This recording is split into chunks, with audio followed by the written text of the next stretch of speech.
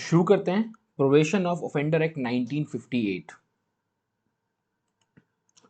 सो जो provision of offender act है 1958, act number 20 है। सबसे पहले हम ये देख लेते हैं कि इस एक्ट को एक्चुअली बनाया क्यों गया है और क्या किस बारे में ये एक्ट बात करता है। तो जो प्रोविजन ऑफ ऑफेंडर एक्ट है ना, ये बेसिकली ऐसे अगर आप इसको लिंक करना चाहो तो आपने अगर आपने पढ़ा होगा सीआरपीसी के अंदर, सीआरपीसी के अंदर अगर आपने पढ़ा होगा सेक्शन 360, जो कि वहाँ भी प्रोबेशन से रिलेटेड और एडमोनिशन वगैरह की वहाँ पर बात की जाती है। तो बेसिकली जो ये आपका एक्ट है ये किस बारे में बात करता है, ये दो चीज़ों से रिलेटेड बात करता है। एक तो हो गया आपका प्रोबेशन और एक बात करता है आपका एडमोनिशन से रिलेटेड।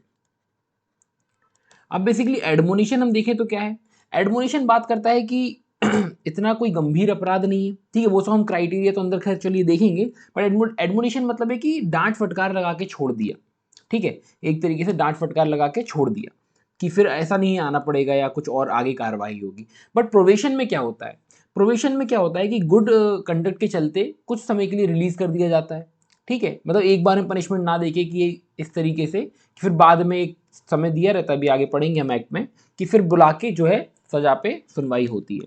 तो ये दो चीज़ों से रिलेटेड डील करता है। सेक्शन 360 से भी कई लोग इसको लिंक करके पढ़ते हैं, बट एक्चुअली देखा जाए तो जो सेक्शन 360 का आई गेस 9 या 10th जो क्लॉज है वो बात करता है इस बारे में कि ये जो है लागू नहीं होगा। मतलब जो सेक्शन 360 है, अगर जैसे मैं आपको बता ही देता हूँ उसका जो सेक्शन है, सेक्शन 10 बात करता है कि nothing in this section shell affect the provision of probation of offender act और दी चिल्ड्रन एक्ट और कोई भी अदर लॉ जहां पर इस बारे में बात की गई है, यूथफुल ऑफेंडर से रिलेटेड रिहेबिलिटेशन और इन सब चीज़ों की बात की गई है। तो जब ये इस पर लगता ही नहीं है तो मुझे नहीं लगता कि इसको हमें पढ़ने की ज़रूरत है। तो चलिए शुरू करते हैं। सबसे पहले अगर बात करें तो एक्ट नंबर 20 है 1958 का, डेट जो है 16 मई 1958 को इसको ये आया इनेक्टमेंट। देन अगर हम बात करें प्रियम्बल की, तो an act to provide for the release of offenders on probation और after due admonition and matters connected therewith जो मैंने बताया बेसिकली कि क्या इस बारे में बात है, या तो रिलीज कर रहे हैं ऑफेंडर को प्रोबेशन पे, ठीक है, या फिर ड्यू एडमोनिशन, ठीक है, तो इन दो से रिलेटेड ही ये एक्ट पूरा डील करता है।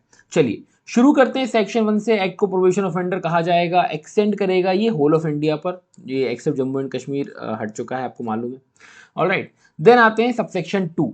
सबसेक्शन 2 डेफिनेशन क्लॉज है, बात करता है। तो इसमें ना कुछ दो ज़्यादा कुछ ऐसे डेफिनेशन क्लॉज नहीं है, तो इसको याद करने की कोशिश करिएगा। बेसिकली तो प्रोबेशन ऑफिसर ही है यहाँ पर, और ऐसा सच कुछ है नहीं। और एक बार हम देखते भी चलते हैं कहीं पर कुछ अमेंडमेंट तो नहीं है, राइट। तो यही है बेसिकली, चार ही इसके अंदर दिए गए हैं, एक्स्ट्रा कुछ नहीं है यहाँ पर। सो चलिए आगे बढ़ते हैं।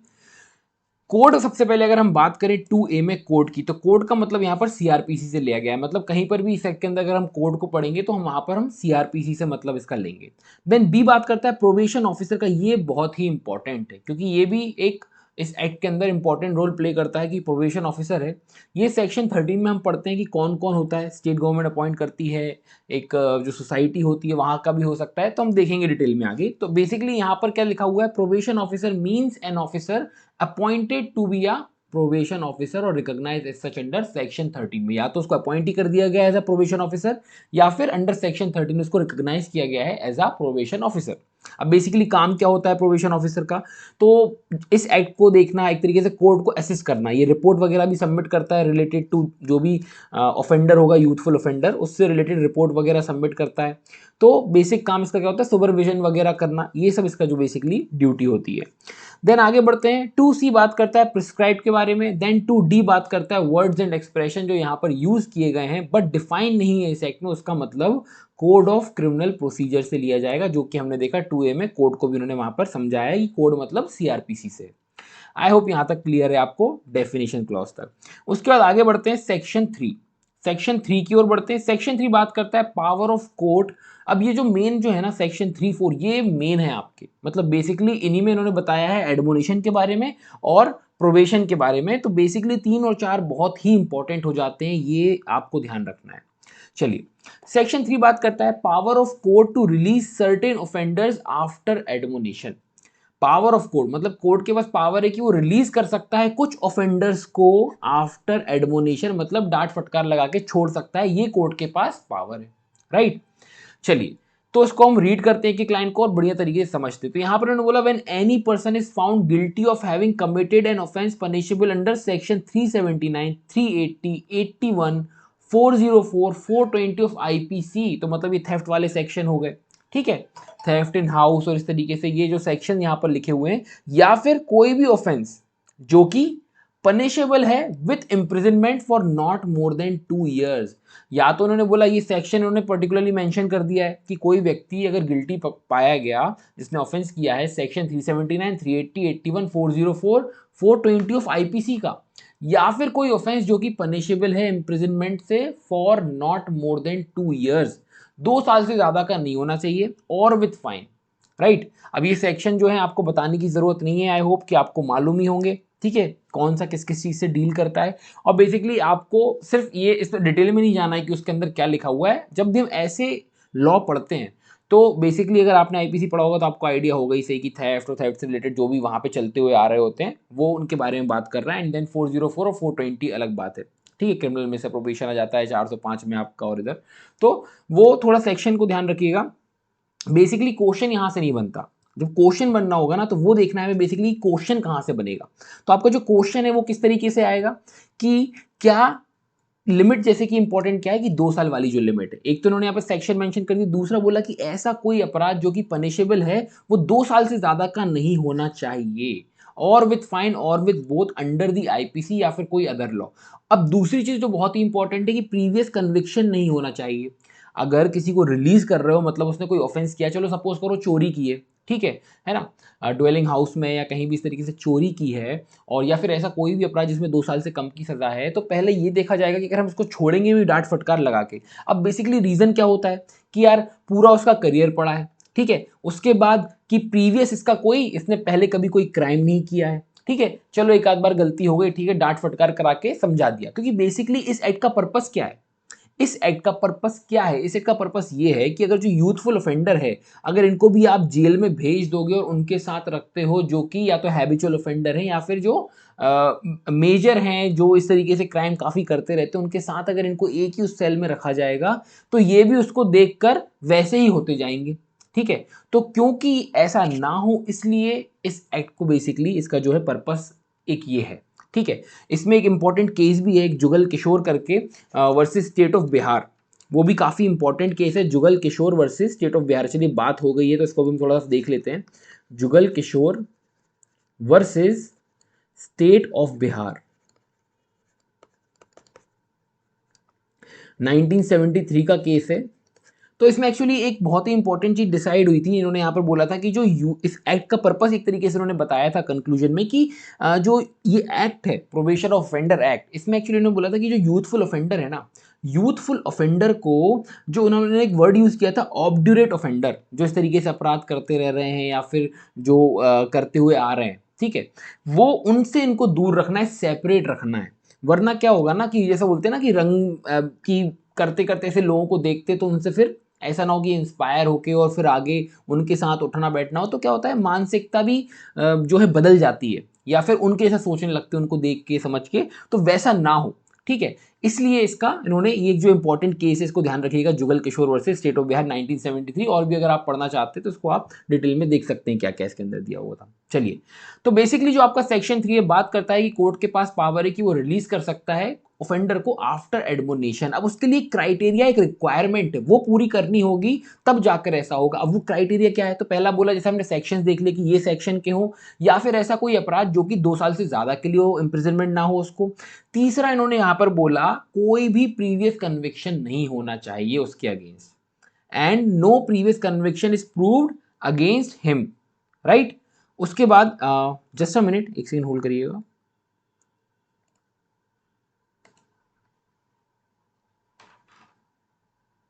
हेलो, नहीं हमने तो नहीं भेजा। हो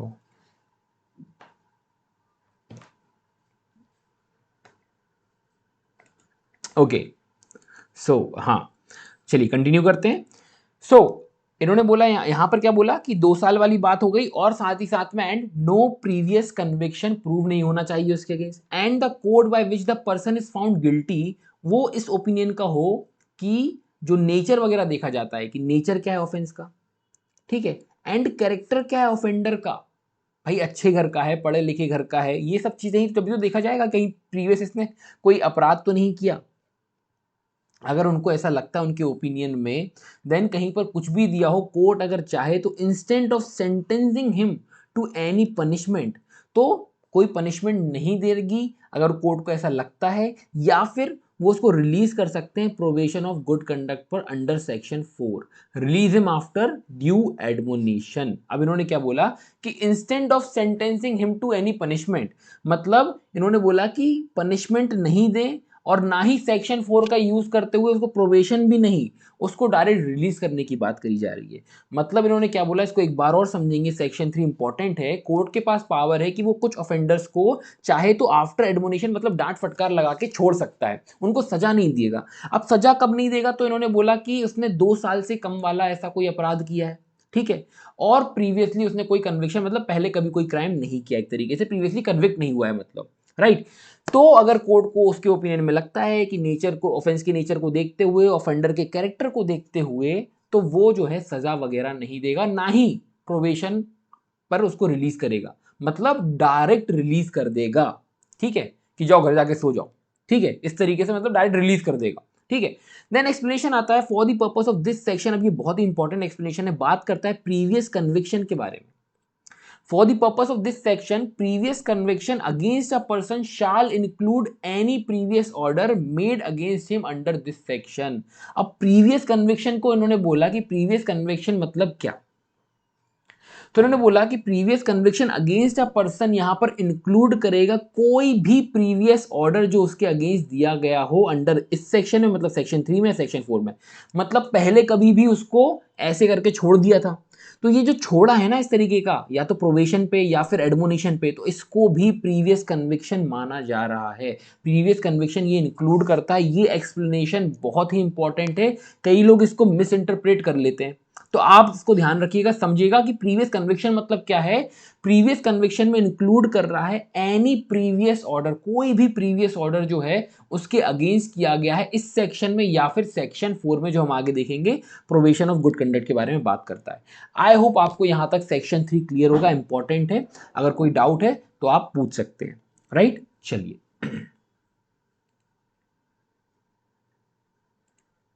इसके बाद आगे बढ़ते हैं, सेक्शन 4 बात कर रहा है power of court to release certain offenders on probation of good conduct. तो जैसा कि मैंने आपको बताया सेक्शन 3 सेक्शन 4 दोनों ही बहुत इंपॉर्टेंट है, तो आइए सेक्शन 4 पढ़ते हैं।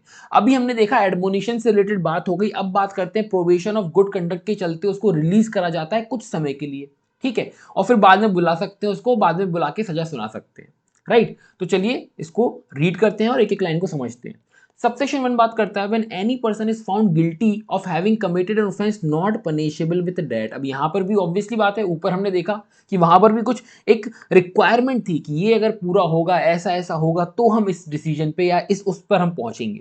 तो वैसे ही यहाँ पर भी है कि प्रोबेशन ऑफ गुड कंडक्ट पर अगर आप रिलीज कर रहे हो तो कोर्ट कुछ चीजें देखेगा, ऐसा थोड़ी ना हर किसी को उठा के बस रिलीज कर रहा है, नहीं, जो मेन मकसद है वो समझो, पीछे का ऑब्जेक्ट क्या है, ठीक है। तो उन्होंने बोला कि अगर कोई पर्सन जो है अगर उसको गिल्टी पाया जाता है और उसने ऑफेंस किया है, बट वो ऑफेंस कौन सा नहीं होना चाहिए, डेथ का, नॉट पनिशेबल विद डेथ और लाइफ इंप्रिजनमेंट, ये अपराध उसने मतलब नहीं किया होना चाहिए। And the code by which the person is found guilty, वो इस ओपिनियन के है that having regard to the circumstances of the case, circumstances को देखते हुए, नेचर को देखते हुए, and the character of the offender, ये ऊपर भी था, यहां भी है कि ऑफेंस का नेचर क्या है, कैरेक्टर क्या है ऑफेंडर का, कौन है ऑफेंडर, ठीक है। Then it is expedient to release him on probation of good conduct, then किसी भी लॉ में कुछ लिखा हो, कोर्ट अगर चाहे तो उसको सेंटेंस करने से एक ही बार है, मतलब instant of sorry instant of sentencing him at once to any punishment, उसको डायरेक्ट करेगा कि उसको रिलीज किया जाए बॉन्ड भरवा कर। मतलब ऐसा नहीं कि एक बार में सजा सुना दी कि भाई 3 साल की सजा दी, नहीं, क्या हुआ, उन्होंने सब सुनवाई कर ली। देखो क्या होता है ना, अब जैसे कि इस केस में क्या होता है, जनरली अगर हम केस देखें, अगर हम यहाँ पर बात करें, ठीक है, तो जैसे मान के चलो यहाँ पर अगर जस्ट अ मिनट, इसको थोड़ा सा अच्छे से कर लेते हैं, राइट, ओके। अब मान के चलो कोर्ट ने कॉग्निजेंस लिया, ठीक है। अब कोर्ट ने कॉग्निजेंस लिया तो कॉग्निजेंस लेने के बाद सब एविडेंस करने के बाद वो यहाँ तक अगर पहुँचते हैं कि या तो कन्विक्ट करेंगे या एक्विट करेंगे, ठीक है। पहले तो ये डिसाइड होता है कि या तो कन्विक्शन होगा या एक्विटल होगा। उसके बाद जब ये हो जाता है ना तो यहाँ पर उसके बाद सेंटेंस के बारे में हियरिंग होती है कि अब सजा कितनी दी जाए। कि ये तो हमने पा लिया कि भाई ये दोषी है या फिर भाई इसने नहीं किया था क्राइम, तो एक्विटल हो जाएगा, है ना। अब एक्विटल हो गया तो फिर तो कुछ सेंटेंस उसके बारे में बात करने की जरूरत है नहीं। बट अगर कन्विक्शन होता है तो फिर सेंटेंस ऑफ हियरिंग होती है कि कितनी सजा देनी है, उस पर डिसाइड किया जाएगा, राइट। तो अब जब ये देखा जाएगा ना सेंटेंस ऑफ हियरिंग, तब अब यहां इस केस में क्या हो रहा है, उसको प्रोबेशन ऑफ गुड कंडक्ट पर रिलीज किया जा रहा है। मतलब सेंटेंस ऑफ हियरिंग नहीं हो रही है और यहां पर जब कन्विक्ट हो रहा है और देखा गया, कैरेक्टर देखा गया, नेचर देखा गया, सर्कमस्टेंसेस देखे गए कि ये पनिशेबल डेथ या एलआई से तो नहीं है, तो फिर इसको अगर उनको लगता है, कोर्ट इस ओपिनियन में है, तो वो यहां पर उसको छोड़ सकती है। छोड़ इन द सेंस का मतलब है कि बॉन्ड वगैरह भरवा के उसको रिलीज कर रहे हैं, ठीक है। अब बॉन्ड भरवा रहे हैं तो आपको मालूम है बॉन्ड चलता है या तो विद श्योरिटी या विदाउट श्योरिटी। विद श्योरिटी मतलब क्या है, हम ऑलरेडी कई बार डिस्कस कर चुके हैं कि कुल मिलाकर कि अगर आप जो श्योरिटी रहेगा वो ये श्योरिटी मतलब ले रहा है, एक तरीके से आपकी श्योरिटी ले रहा है वो, कि भाई ये कहीं भागेगा नहीं, ठीक है। जब आप बुलाओगे आपके समक्ष आ जाएगा, नहीं आएगा तो जैसे बॉन्ड भरा है 50,000 1 लाख का तो फिर इनको देना पड़ेगा। तो विद और विदाउट श्योरिटी जैसा भी है कि अपीयर होंगे एंड रिसीव करेंगे सेंटेंस जब बुलाया जाएगा, मतलब अभी रिलीज कर रहे हैं बट बाद में आपको बुलाया जाएगा और आपकी सेंटेंस की हियरिंग होगी और आपको सेंटेंस सुनाई जाएगी। When called upon during such period, और ये पीरियड 3 साल से ज्यादा का नहीं होगा, मतलब प्रोबेशन पीरियड 3 साल से ज्यादा का नहीं होगा कि जब तक आपको रिलीज किया गया है। एज द कोर्ट में direct and in the mean time to keep peace and be of good behaviour. In the mean time मतलब जब आप बाहर हो, रिलीज किया हुआ है, तो भाई गुड बिहेवियर वगैरह, पीस बनाए रखना, क्योंकि कुछ कंडीशंस होती है, जो बॉन्ड भराया जाएगा तो कंडीशन वगैरह वहां पर होंगी कि ये कंडीशन आपको कंप्लाई करना। अगर आप उन कंडीशन के तौर पर नहीं चलोगे, उनको कंप्लाई नहीं करोगे, तो उनके पास, कोर्ट के पास राइट है कि आपको वापस बुलाया जाएगा और आपकी डायरेक्ट सेंटेंस ऑफ हियरिंग करके आपको जेल में बंद करवा दिया जाएगा, ठीक है। ये बात करता है आपका सेक्शन 4, जो कि बात करता है कि कोर्ट के पास पावर है कि रिलीज कर सकता है ऑफेंडर को on probation of good conduct. तो ये दोनों ही इंपॉर्टेंट है। सेक्शन 3 बहुत इंपॉर्टेंट है, एडमोनिशन से रिलेटेड है कि डांट फटकार करके छोड़ दिया, यहां पर भी एक क्राइटेरिया देखा हमने क्या होना चाहिए। सेक्शन 4 में भी हमने क्राइटेरिया देखा कि भाई डेथ एलआई वाला बंदा नहीं होना चाहिए, और नेचर, कैरेक्टर और इन सब चीजों को देखकर ये डिसाइड करेगी, कोर्ट पहुंचेगी इस चीज पर कि इनको क्या प्रोबेशन पे रिलीज करना है, नहीं करना है, ठीक है। तो वो सब हमने देख लिया कि उसका टर्म पीरियड जो है 3 साल से ज्यादा नहीं होगा। तो आपके एमसीक्यू एक बार मैं बता देता हूं, सेक्शन 3 और सेक्शन 4 में एमसीक्यू कहां से बनने के चांसेस है। पहला तो ये 2 साल की बात की जा रही है, यहां से एमसीक्यू आ सकता है आपका।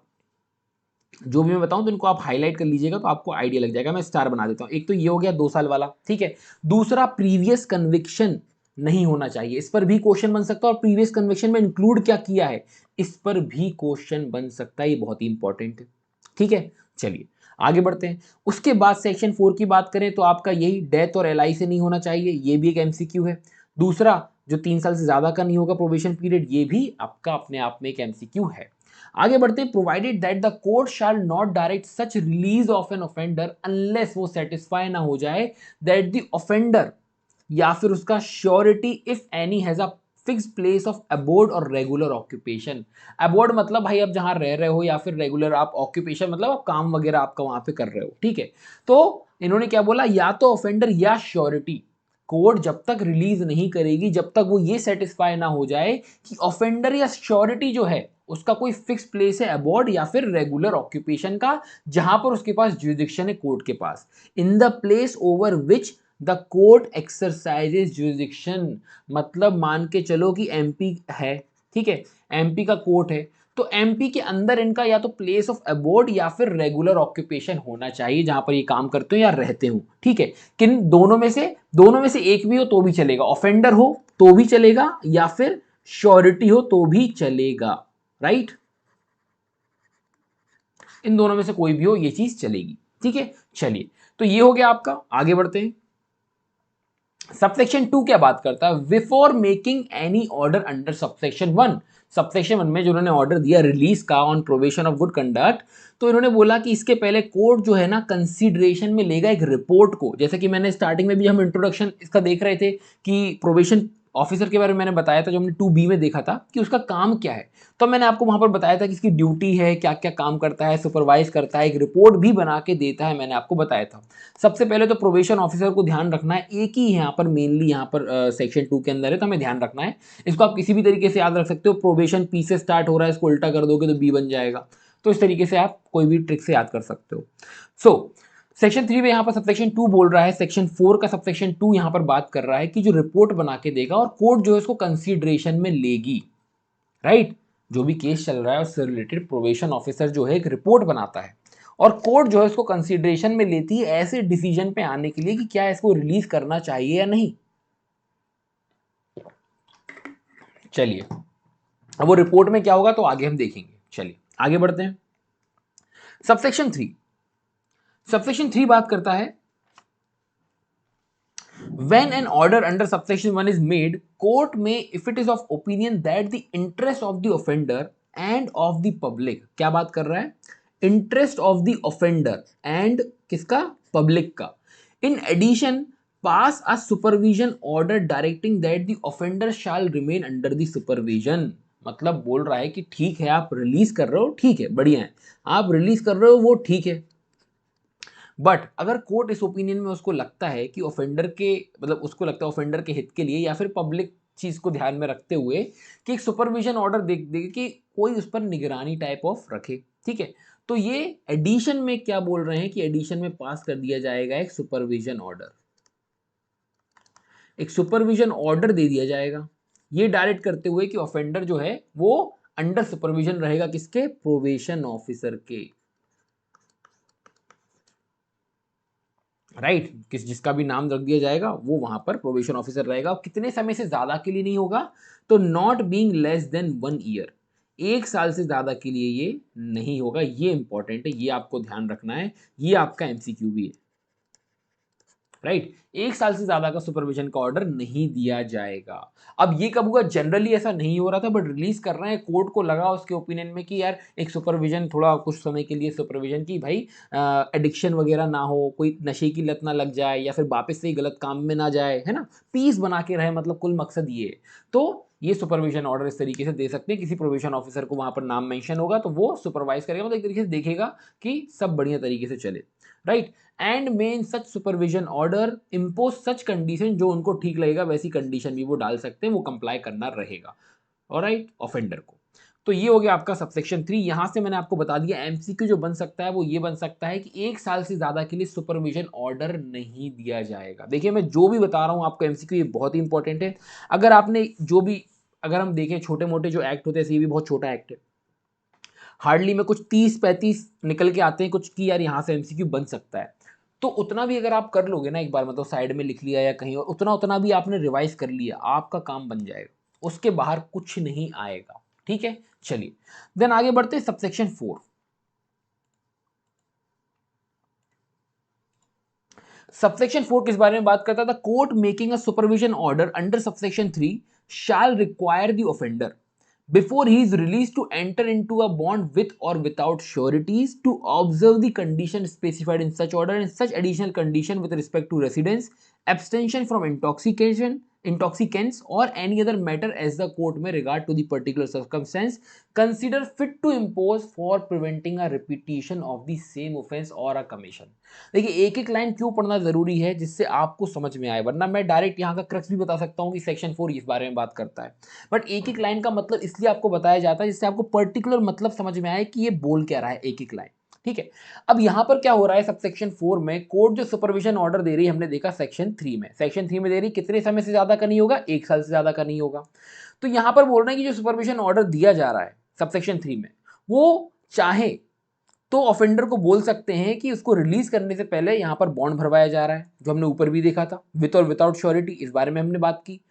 किस चीज के लिए, to observe the condition specified in such order, तो हमने वो भी ये ऊपर देखा था कि बॉन्ड में कंडीशन होंगी, वो कंप्लाई करनी होंगी, अदरवाइज आपको वापस बुला के सजा सुना दी जाएगी, ठीक है, वापस आपको सेंटेंस ऑफ हियरिंग पे सुन लिया जाएगा, वो हम सब समझ चुके हैं, राइट। आगे बढ़ते हैं। And such additional condition with respect to residence, abstention from intoxicant, तो इस बारे में हम बात कर चुके हैं, नशे वशे की लत ना लगे, इस तरीके से कहीं कुछ एडिक्टेड हो तो वो सब ना हो, या फिर कोई other matter as the court may have regard to the particular circumstance consider fit to impose for preventing a repetition of the same offence, कि जो अपराध के लिए ये सुनवाई हो रही है और हम उसको रिलीज कर रहे हैं कि क्योंकि इतना गंभीर नहीं था, वो क्राइटेरिया फुलफिल कर रहा था, डेथ एलआई से नहीं था, ठीक है, प्रीवियस कन्विक्शन भी कभी नहीं हुआ, इन सब चीज़ों को देखते हुए, प्रोबेशन ऑफिसर की रिपोर्ट देखते हुए, नेचर को देखते हुए, सर्कमस्टेंसेस को देखते हुए हम इस उस पर पहुंचे कि चलो इसको रिलीज करते हैं। तो ये भी तो देखा जाएगा ना कि वापस अगर उसको रिलीज करके बाहर भी जाके वो वही चीज़ कर रहा है और फिर अगर रिपीटेटिव वही ऑफेंस हो जाए तो क्या मतलब निकला, ये जो न्याय व्यवस्था बनी हुई है क्या ऑफेंस निकला इन प्रोविजंस का।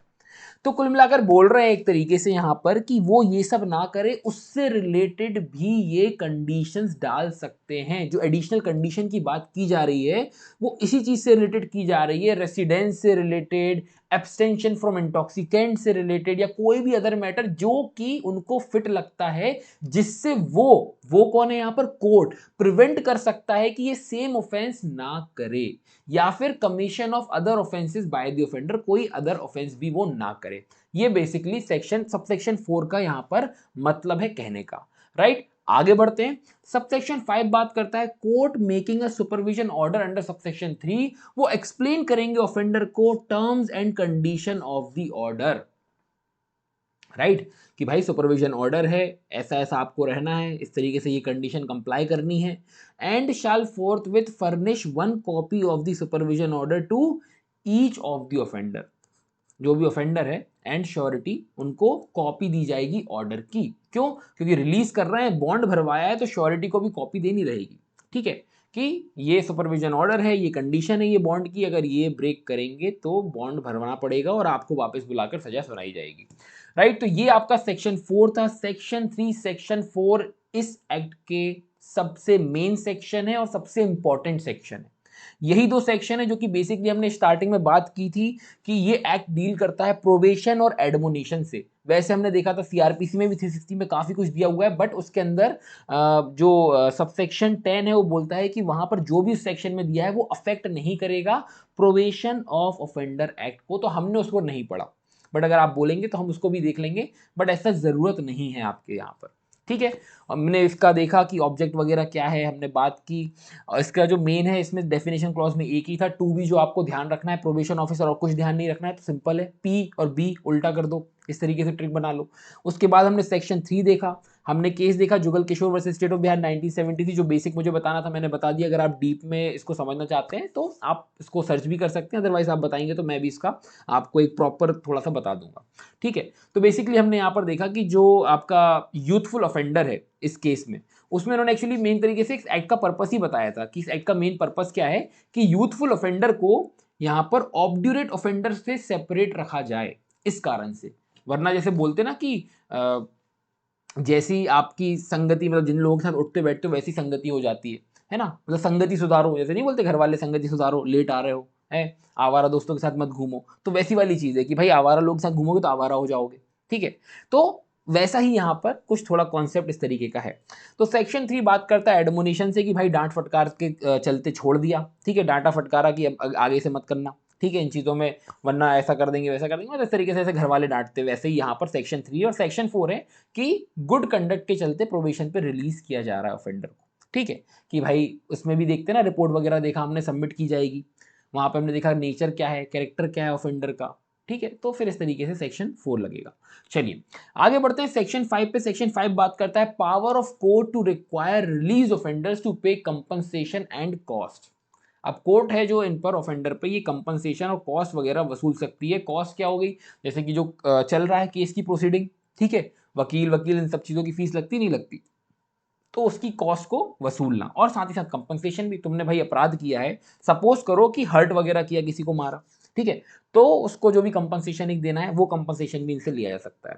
तो अब बहुत ही सिंपल सिंपल प्रोविजन है, चलिए देखते हैं। सेक्शन 5 बात करता है court directing the release of an offender under section 3 और 4। देखो तीन में तो रिलीज कर ही दे रहे हैं एडमोनिशन, और फोर्थ में क्या है, कुछ समय के लिए रिलीज कर रहे हैं, हमने देखा प्रोबेशन वाला कितना पीरियड, 3 साल से ज्यादा नहीं होगा, ठीक है। May if it thinks fit make at the same time एक फर्दर ऑर्डर भी दे सकते हैं, मतलब जब सेक्शन 3 सेक्शन 4 का यूज करते हो उसको छोड़ रहे हैं, तो ये एक साथ में बोल रहे हैं कि एक फर्दर ऑर्डर भी दे सकते हैं कि उसको बोले कि आपको कंपनसेशन देना होगा, जितना भी कोर्ट को ठीक लगता है, फॉर लॉस या फिर इंजरी जो कॉज की है तुमने दूसरे पर्सन को ऐसा अपराध करके, तो उसके लिए कंपनसेशन और कॉस्ट टू दी प्रोसीडिंग, जो उसने केसेस लगाया और जितना भी ये तामझाम हुआ, इसकी जो भी खर्चा पानी है वो आपको देना रहेगा। देन सबसेक्शन 2 बात करता है the amount ordered to be paid under subsection 1 वो रिकवर किया जाएगा as fine in accordance with 386 387 of the code में। इस तरीके से क्या किया जाएगा, इसको वसूला जाएगा। किस चीज को, इस कंपनसेशन जो फाइन यहां पर लगाया जा रहा है उसको इस तरीके से वसूला जाएगा, राइट। चलिए just a minute.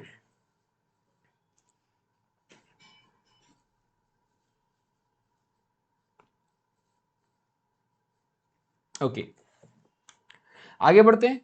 A civil court trying any suit arising out of the same matter for which the offender is prosecuted shall take into account amount paid or recovered as compensation। मतलब कुल मिलाकर है कि अगर civil court में भी कोई case वगैरह इस चीज से रिलेटेड चल रहा है तो यहाँ पर जो वसूला गया है पैसा उसको कंसीडर किया जाएगा। अगर वो डैमेजेस वगैरह वहां पर देते हैं, सपोज वहां पर उन्होंने 1 लाख का दिया और 50,000 का ऑलरेडी कंपनसेशन या कुछ यहाँ पर लगा चुके थे, तो बचा 50,000 इस तरीके से उसको करा जाएगा। ठीक है, इतना इंपॉर्टेंट नहीं है। बेसिकली जो ध्यान रखना है, वो ध्यान रखने वाली बात ये है कि कंपनसेशन और कॉस्ट वगैरह लगाई जा सकती है, और इतना डिटेल में कभी ऐसा क्वेश्चन नहीं आएगा कि किस सेक्शन के चलते वो फाइन वसूला जाएगा, एटलीस्ट एमपीएडीपीओ में तो नहीं। ठीक है, वरना सीआरपीसी जब आप सिविल जज की तैयारी करते हो वहां पर आने के फिर भी चांसेस है, बट यहाँ पर नहीं। ठीक है, चलिए आगे बढ़ते हैं। सेक्शन 6 बात करता है restriction on imprisonment of offenders under 21 years of age. चलिए देख लेते हैं एक बार क्या रिस्ट्रिक्शन की बात कर रहा है। ऑन, देखो अब हमें सेक्शन के नाम से ही समझ में आ रहा है, हेडिंग से ही समझ में आ रहा है, रिस्ट्रिक्शन किस चीज पर रिस्ट्रिक्शन है, इम्प्रिजनमेंट पर ऑफ ऑफेंडर जो कि 21 साल से कम का है। चलिए देखते हैं। When any person under 21 years of age is found guilty कि भाई उसने कोई अपराध किया है, an offense punishable with imprisonment, but वो imprisonment एलाई नहीं होना चाहिए। ये हो गया आपका MCQ, तो इसको ध्यान रखेंगे। ये हो गया आपका क्या, MCQ, कि कितना नहीं होना चाहिए, एलाई नहीं होना चाहिए। 3 में भी हमने देखा था जहां पर 379, 380, 404, 420 एंड साथ ही साथ वहां पर लिखा था कि 2 साल से कम का अपराध होना चाहिए, प्रीवियस कन्विक्शन नहीं होना चाहिए। सेक्शन 3 बता रहा हूं मैं। ठीक है, सेक्शन 6 क्या बोल रहा है आपका कि ऑफेंस जो है वो एलआई का नहीं होना चाहिए।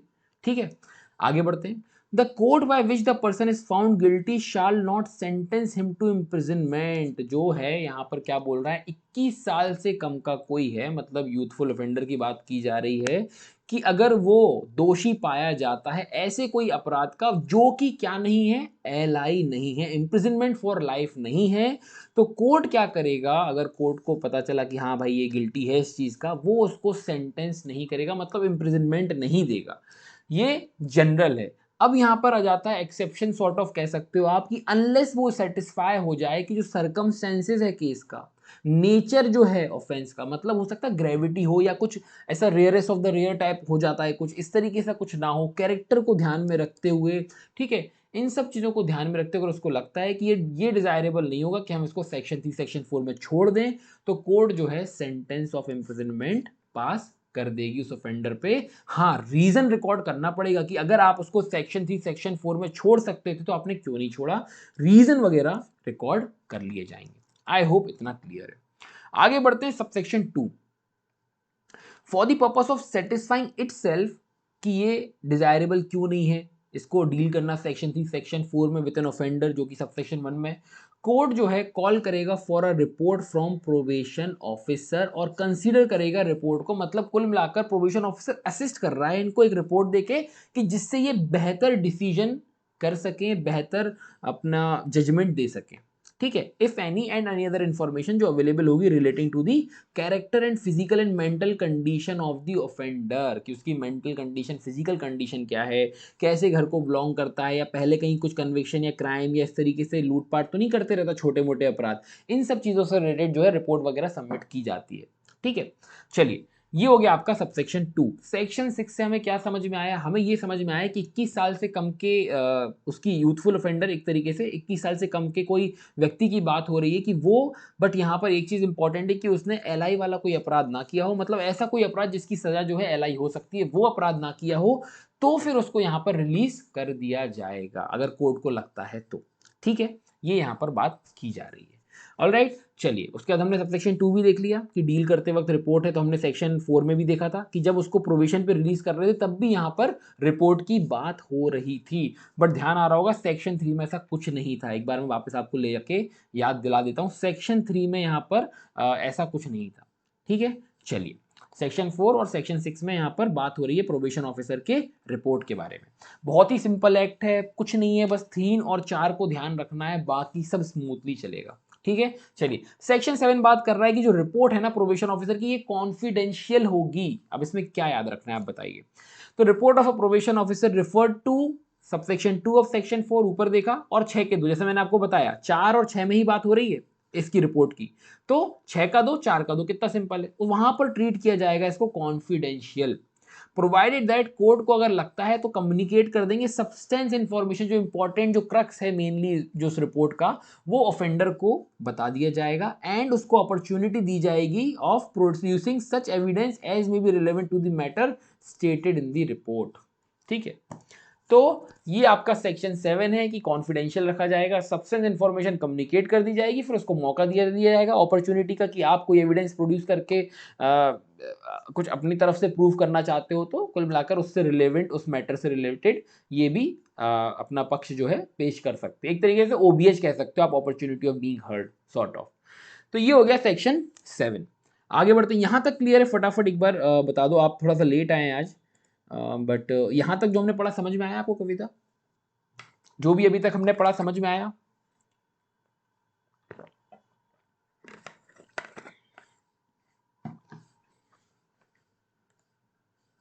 क्लियर है? ओके, चलिए बढ़िया है।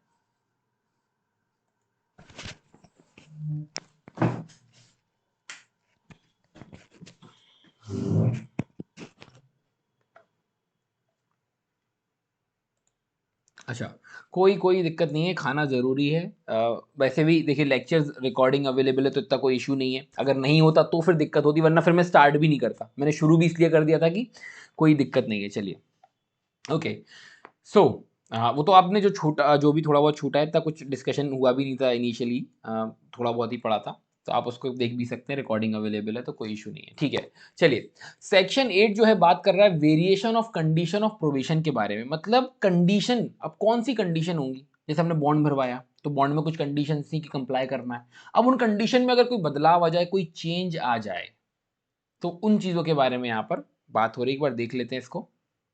ओके, सो सबसेक्शन 1 बात करता है if on the application of a probation officer. देखिए सबसे पहले किसके एप्लीकेशन पे हो रहा है? Application of a probation officer, any court जिसने पास किया है ऑर्डर अंडर सेक्शन 4। जैसे ही सेक्शन 4 का नाम लूं, तुरंत आपको ध्यान आना चाहिए कि ये बात कर रहा है प्रोबेशन के बारे में, कि probation on release on probation of good conduct. ठीक है, सेक्शन 3 की बात हो, ध्यान आना चाहिए एडमोनिशन की बात कर रहा है। In respect of an offender is of opinion that in the interest of offender and the public, ये जो भी कंडीशंस थी नेसेसरी है कि वेरी करना पड़ेगा उन कंडीशंस को, कोई भी बॉन्ड जिसमें वो एंटर्ड हुआ था बाय द ऑफेंडर। मतलब कुल मिलाकर पहले जो बॉन्ड था, पहले जो हमने बॉन्ड भरवाया, किससे भरवाया भाई? इन्होंने बोला ना कि बॉन्ड भरा जाएगा विथ और विदाउट श्योरिटी, डिपेंड करता है, तो ऑफेंडर ने बॉन्ड भरा, वहां पे कुछ कंडीशन थी, पहले कुछ और थी, बट अब इनको लग रहा है ध्यान में रखते हुए interest of offender and the public की चेंज लाना चाहिए। अब एप्लीकेशन किसने लगाया? प्रोबेशन ऑफिसर ने लगाया, तो वो कंडीशन चाहे तो यहां पर चेंज ऑल्टर कर सकते हैं। चलिए इसको देखते हैं। Necessary to vary the condition of any bond enter into by the offender, it may at any time during the period when the bond is effective. तो ये तो ऑब्वियस सी बात है ना, जब बॉन्ड इफेक्टिव होगा तभी तो उसमें बदलाव लाएंगे, राइट? तो जब ये बोल रहे हैं कि जब बॉन्ड इफेक्टिव है, तब उसमें अगर ये चाहें तो किसी भी समय during the period when the bond is effective ये कर सकते हैं। क्या कर सकते हैं? Vary the bond by extending और डिमिनिशिंग द ड्यूरेशन। ड्यूरेशन भी कम घटा सकते हैं, ये बढ़ा सकते हैं, घटा सकते हैं bond. That it shall not exceed 3 year, 3 साल से ज्यादा एक्सीड नहीं करेगा from the date of the original order और by altering the condition thereof और बाय इंसर्टिंग एडी, मतलब कुल मिलाकर कोई भी कंडीशन वंडीशन ये डाल सकते हैं। बट ये इन्होंने बोला कि भाई जो समय है वो 3 साल से एक्सीड नहीं करेगा। ऊपर भी हमने देखा प्रोबेशन पीरियड का समय वहां पर क्या बताया उधर पर उन्होंने कि 3 साल के ज्यादा का प्रोबेशन पीरियड नहीं होगा, मतलब उसके बीच में उसको बुलाकर जो सेंटेंसिंग वगैरह वाला काम है सेक्शन 4 में वो करा जाएगा। ठीक है, चलिए आगे बढ़ते हैं। कुछ नहीं है यहाँ पर, एक तरीके से देखा जाए समझने जैसा। ठीक है, आगे बढ़ते हैं। Provided that no such variation shall be made without giving the offender and the surety mention in the bond and OBH. क्या बोल रहे हैं कि वेरिएशन करेंगे अगर तो वेरिएशन करा तो जाएगा, बट इन्होंने बोला है कि एटलीस्ट, मतलब एटलीस्ट क्या है, इनको अपॉर्चुनिटी दिए बिना नहीं किया जाएगा। मतलब ऑफेंडर और श्योरिटी को आप क्या दे रहे हो यहाँ पर, ओबीएच दे रहे हो कि कोई डिसीजन पे पहुंच रहे हो, पहले कुछ और दिया था अब कुछ और बोल रहे हो, तो कम से कम अगले को सुन तो लो। तो ओबीएच की बात कर रहे हैं। सबसेक्शन 2 बात कर रहा है एनी श्योरिटी रिफ्यूजेस, अगर अब मान के चलो इन्होंने बोला कि भाई ऐसा ऐसा कंडीशन है ये लागू होगा, श्योरिटी रिफ्यूज कर रहा है कि नहीं भैया इस वाले को तो मैं नहीं करता, इस वाले बॉन्डों को मेरी गारंटी नहीं भैया ये भाग जाए। ठीक है, अगर ऐसे मान के चलो बोल दिया, श्योरिटी ने रिफ्यूज कर दिया, पहले कंसेंट दी थी बॉन्ड में तभी तो, अगर विद श्योरिटी है तो ठीक है, विद श्योरिटी की बात हो रही है यहाँ पर, bond with surety. Surety refuse कर दिया कंसेंट देने को, वेरिएशन जो यहाँ पर इन्होंने प्रपोज किया कोर्ट ने, तो अब क्या होगा, तो कोर्ट बोलेगा ऑफेंडर को कि बेटा फ्रेश बॉन्ड भरवा लो और दूसरे श्योरिटी को लेके आ जाओ।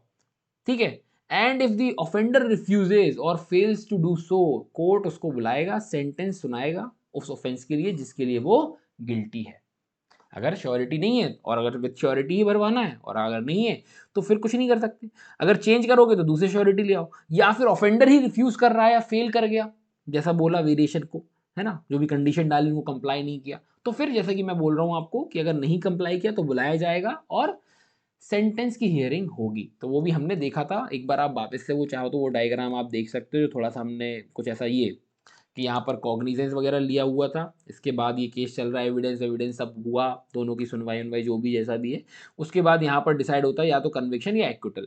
उसके बाद जो है सेंटेंस ऑफ हियरिंग, अगर आपने सिविल की तैयारी की होगी, जजमेंट वगैरह लिखा होगा तो भी हम देखते हैं। ठीक है, कि वहाँ पर जो है सेंटेंस ऑफ हियरिंग का अलग से वो होता है। तो ये सेंटेंस ऑफ हियरिंग के बारे में बात की जा रही है कि ये इसके बाद होगा, तो फिर वो चीज़ें अगर आपने कंप्लाई नहीं किया सेक्शन 4 का तो फिर आपको बुला के सेंटेंस की सुनवाई हो जाएगी। चलिए, आई होप यहां तक क्लियर है। आगे बढ़ते हैं। Subsection 3, notwithstanding anything hereinbefore contain the court which passes an order under section 4। देखो हर जगह सेक्शन 4 की बात हो रही है क्योंकि सेक्शन 3 बहुत क्रिस्टल क्लियर है, कुछ नहीं है सेक्शन 3 में, बहुत क्रिस्टल क्लियर उन्होंने बोल दिया। वहां पर कुछ रिक्वायरमेंट्स उनको कंप्लाई किया, कोर्ट को लगता है नेचर वेचर ये सब देखा, सर्कमस्टेंसेस देखे, चलो रिलीज, डांट फटकारा और छोड़ दिया।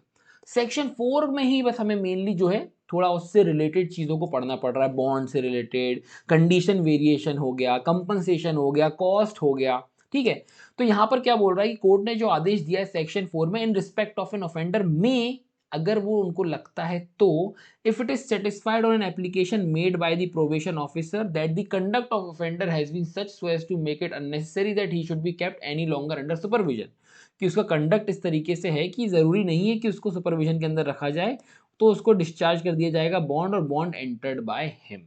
किसके एप्लीकेशन पे, प्रोबेशन ऑफिसर, क्योंकि प्रोबेशन ऑफिसर कोई ध्यान आ रहा होगा आपको, सेक्शन 4 में हमने देखा था कि कोर्ट को लगता है किसके चलते, interest of offender and the public, कि सुपरविजन ऑर्डर देना चाहिए, प्रोबेशन ऑफिसर का नाम दिया था, तो प्रोबेशन ऑफिसर सुपरवाइज कर रहा था उसको। अब यहाँ पर प्रोबेशन ऑफिसर ही एप्लीकेशन लगा रहा है, और ये भी हमने देखा था, एक और एमसीक्यू आपको बता दूं, 1 साल से ज्यादा का नहीं होगा सुपरविजन ऑर्डर, ये एमसीक्यू है अपने आप में।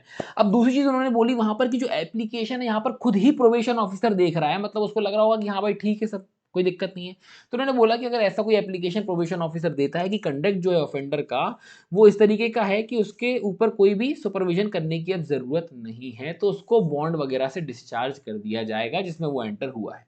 ठीक है, चलिए, तो ये था आपका section 8, variation of condition of probation, मतलब सेक्शन 4 से ही रिलेटेड डील हो रही है यहां पर। चलिए, आई होप यहां तक क्लियर है। आगे बढ़ते हैं सेक्शन 9। आज गर्मी बहुत, एकदम गला सूख रहा है एकदम, just a minute. Okay, section 9, procedure in case of offender failing to observe condition of bond. क्या प्रोसीजर होगा अगर ऑफेंडर जो है फेल कर जाता है इन कंडीशंस को कंप्लाई करने में। हमें ऑलरेडी मालूम है, बट प्रोसीजर क्या है वो देख लेते हैं। If the court which passes an order under section 4 in respect of an offender or any court which could have dealt with the offender in respect of his original offense, क्या बोल रहा है? जिस कोर्ट ने या तो आदेश दिया section 4 के चलते, या फिर वो कोर्ट जो कि डील करता, जो उसने ऑफेंस ओरिजिनल ऑफेंस है उससे रिलेटेड डील करता, दो कोर्टों के बारे में बात हो रही है, ठीक है, कि जिसने या तो आदेश दिया या फिर जो उससे डील करता ऐसे अपराध से जो उसने अपराध किया है, has reason to believe on the report of a probation officer और otherwise that the offender has failed, ठीक है। अब प्रोबेशन ऑफिसर को सुपरविजन का काम दिया है तो वो बताएगा, वो रिपोर्ट सबमिट करेगा कि भाई फेल हो गया to observe any of the condition of the bond, जो बॉन्ड में कंडीशन थी या बॉन्ड जो उसने एंटर किया था उसने कोई कंडीशन का उल्लंघन किया, ऐसा कौन बोल रहा है? प्रोबेशन ऑफिसर बोल रहा है। तो वो कोर्ट क्या करेगी, दोनों में से कोई भी कोर्ट जो है वो इशू करेगा वारंट उसके अरेस्ट के लिए, या फिर उसको समन भेजेगा, अपने समक्ष बुला लेगा, एंड हिज श्योरिटी, क्यों? क्योंकि बॉन्ड का कंप्लाई नहीं हुआ तो bond forfeit, if any requiring him or them to attend before it at such time as may be specified in the summon, मतलब अपने समक्ष बुला रहा है, ठीक है। ये बात हो गई सेक्शन 9 की। अब यहां पर इंपॉर्टेंट थोड़ा सा जो स्टार्टिंग की दो लाइन थोड़ा सा अगर कंफ्यूज कर सकती हैं कि पहली बात की जा रही है सेक्शन 4 का जिसने आदेश दिया, दूसरा बोल रहा है कि एनी कोर्ट जो डील करता उस ऑफेंडर से इन रिस्पेक्ट ऑफ ओरिजिनल ऑफेंस, अगर उनको ये लगता है कि प्रोबेशन ऑफिसर की रिपोर्ट पे तो वो कि भाई ऑफेंडर फेल हो गया है कंप्लाई करने में उस कंडीशन को, तो उसको बुला लेंगे, वारंट भी इशू कर सकते हैं बट समन भी कर सकते हैं, किसको? उसको और उसके श्योरिटी को। सबसेक्शन 2 बात कर रहा है court before which N offender is so brought और अपीयर्स मे ईदर रिमांड हिम, ठीक है, मतलब जेल में डाल दो वापस कस्टडी में, may either remand him to custody until the case is concluded और it may grant him bail, या फिर उसको बेल दे सकते हैं, मतलब या तो उसको रिमांड में डाल देंगे जब तक पूरा फैसला नहीं हो जाता इस केस का, या फिर उसको बेल पर छोड़ देंगे विथ और without surety to appear on the date which it may fix for hearing, है ना, जो भी सेंटेंस वगैरह की हियरिंग की जो भी होगी वो डेट उसको दे दी जाएगी कि आप इस दिन आप पेश हो जाएं कोर्ट में, ठीक है। अदरवाइज उसको क्या बोला है कि रिमांड में डाल देंगे। तो दो चीज़ यहाँ पर आ रही है कि एक तो रिमांड आ रहा है कि भाई एक तो रिमांड में भेज रहे हैं, दूसरा यहाँ पर है कि उसको बेल दे दी जा रही है और उसको डेट बता दी जाएगी कि इस दिन हियरिंग है, इस दिन आप आ जाएं। सबसेक्शन 3 है if the court after hearing the case, court after hearing the case satisfy हो जाता है कि हाँ ऑफेंडर फेल हो गया to observe any of the conditions of the bond जो उसने एंटर किया था, तो फोर्थ विथ मतलब तुरंत ये सेंटेंस कर दिया जाएगा उसको फॉर ओरिजिनल ऑफेंस के लिए, मतलब जो भी उसने अपराध किया था उसके लिए सजा दे दी जाएगी, या फिर वेयर द फेलियर जो है फर्स्ट टाइम है देन उसको क्या बोलेंगे, इनको बॉन्ड भरवा दिया जाएगा और पेनल्टी जो है 50 रुपए से ज़्यादा की पेनल्टी नहीं लगाई जाएगी। मतलब अगर जो कंडीशन जो बॉन्ड भरवाया था उसका उल्लंघन पहली बार किया है, ठीक है, तो एक और इन्होंने बोल दिया कि चलो 50 रुपए तक का फाइन पेनल्टी वगैरह लगा के छोड़ दो, ठीक है, कि फिर जैसा चलते आ रहा वैसे चलेगा। अदरवाइज क्या हो रहा था, सेंटेंस भी दी जा सकती है उसको बुला के फोर्थ विथ, ठीक है। तो ये हो गया आपका सबसेक्शन 3, ये इंपॉर्टेंट है, ध्यान रखिएगा। दूसरा कि भाई इस तरीके से भी क्वेश्चन बन सकते हैं, जैसे थोड़ा था ना जैसे कि वो एक केस स्टडी टाइप के क्वेश्चन भी आ जाते हैं कई बार, है ना, अब पैटर्न इतना चेंज हो रहा है आजकल कुछ भी हो सकता है, तो अगर इस तरीके से क्वेश्चन बने तो बहुत प्यारे प्यारे और बहुत ही अच्छे क्वेश्चन बन सकते हैं कि इस तरीके से कि कोर्ट ऐसा ऐसा ऐसा कोई फलाना व्यक्ति उसने ऐसा ऐसा किया, अब कोर्ट के पास क्या ऑप्शन है, कौन से ऑप्शन में जा सकती है कि इधर रिमांड, जैसे ऐसे ऑप्शन होते हैं ना, A remand him to custody, B कि उसको बेल पे छोड़ देंगे, C both of the above, D none of the above. तो इस तरीके के क्वेश्चन जो है यहाँ पे ऐसे बन सकते हैं, तो इनको ध्यान रखिएगा। कॉन्सेप्ट क्लियर है तो फिर इतना नहीं भी हम इतना डिटेल में जाएंगे तो हमें फिर भी आपका जो एमसीक्यू आपसे बन जाएगा, राइट। चलिए आगे बढ़ते हैं। Subsection 4, if a penalty imposed under clause B of subsection 3 is not paid. अब बात कर रहा है जो पेनल्टी लगाई यहाँ पर 50 रुपए की, भाई 50 रुपए भी नहीं दे पाए। अब देखो ये लॉ पुराना है, जहाँ भी 50 रुपये 60 रुपये ऐसा लिखा होता है ना, तो उनको आप बिल्कुल वैसे मत समझना, पहले के टाइम में ये कम रुपयों की भी वैल्यू ज़्यादा थी। अब आप आईपीसी में देखते हो वहाँ 50 रुपये 100 रुपये में भी 2-2 3-3 6-6 महीनों की सज़ा हो जाती है कि नहीं पे करते हैं। तो ये पुराने टाइम में वैल्यू ज़्यादा थी, बट वो चेंज नहीं है, नहीं हुआ ठीक है, बट काफ़ी कुछ चेंजेस हो भी गए हैं। तो यहाँ पर उन्होंने बोला कि अगर 50 रुपये जो ऊपर दिया वो पे नहीं किया penalty imposed under clause B of subsection 3 is not paid within such period जो कोर्ट ने फिक्स किया था, कोर्ट उसको ओरिजिनल ऑफेंस के लिए सेंटेंस सुना देगा। में डिस्क्रिशन है, ठीक है, या और समय दे सकते हैं अगर वैलिड कोई रीजन था उनके पास तो। आई होप यहां तक आपको क्लियर होगा। ये सब देखो एमसीक्यू, ये 50 रुपए वाला जो है ये एमसीक्यू है, ठीक है, कि भाई एक ऑप्शन है या तो सेंटेंस दे दें उसको या फिर 50 रुपए का जुर्माना दे दें, तो ये इंपॉर्टेंट है, इसको ध्यान रखिएगा, ठीक है। हर सेक्शन में देखते हैं 2-3 एमसीक्यू बनते हैं, तो इस तरीके से अगर 10-15 सेक्शन ही होते हैं इंपॉर्टेंट, मतलब अगर छोटे मोटे एक्ट होते हैं 18-20, जैसे इसमें 18 कुछ सेक्शन है, तो 10 सेक्शन 11 सेक्शन इंपॉर्टेंट हैं, और उसमें से भी कुछ कुछ में से एक दो, तो ऐसे करके मुश्किल से 15-20 ही एमसीक्यू बहुत ही इंपॉर्टेंट वाले बनते हैं। बाकी तो क्या होता है ना, कॉन्सेप्ट आप पढ़ लेते हो तो उसके इर्द गिर्द अगर कुछ बना तो वो तो बहुत ईजी होगा और बन जाएगा।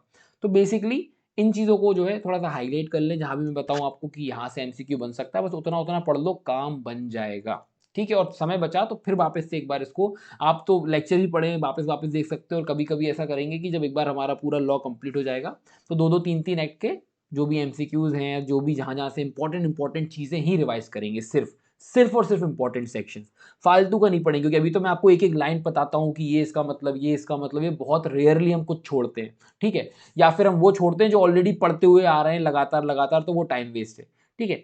चलिए सेक्शन 10 बात करता है प्रोविजन एज टू श्योरिटी के बारे में, कि जो प्रोविजन है 122, 26, 26 से 400, 512, 515, ये अप्लाई करेंगे बॉन्ड के केस में एंड श्योरिटी के केस में जो इस एक्ट में दिया गया है। कोर्ट के बात है तो सीआरपीसी नहीं भी पढ़ोगे चलेगा, कि कौन से प्रोविजन एज टू श्योरिटीज लगेंगे, नहीं भी पढ़ोगे चलेगा। सेक्शन 10 आप नहीं भी पढ़ोगे, छोड़ भी दोगे तो भी चलेगा, ठीक है, क्योंकि मैंने आपको बताया कि किन स्टेजेस में आपको तैयारी करनी है आपके एग्जाम की, ठीक है। चलिए ये बिल्कुल लास्ट स्टेज वाले क्वेश्चंस हैं, कि कहीं लास्ट स्टेज में बिल्कुल आपको लग रहा है कि ये भी पढ़ ही लो कि कहीं से कुछ भी आ सकता है, तो वो वाली बात है, अदरवाइज इतना इंपॉर्टेंट नहीं है। चलिए सेक्शन 11 बात करता है courts competent to make order under the act, appeal and revision and power of court in appeal and revision. Just a minute,